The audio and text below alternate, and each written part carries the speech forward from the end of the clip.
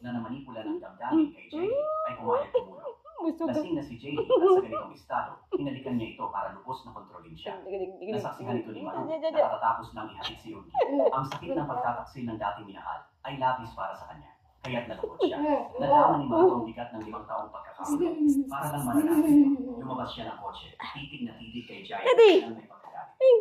Pagkatapos, tinawag niya si Yogi para magising at sinabihang pumasok. Si Yogi, nang malaman ang komplikadong pagkala niya, ay matapang na nagsalita sa harap ni Jai.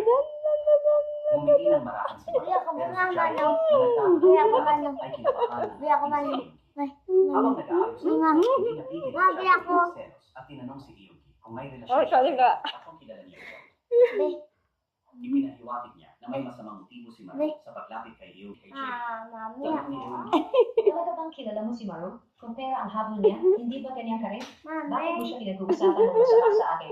Natahimik at Mami, nawalan ako ng be, mga ako be, ako be. samantala, si Maru kakang mga tao tungkol kay Jai. Oh! Alam na sinusubaybayan siya ng tao Dagdag yung tablet yan. na nagugulat sa kanya.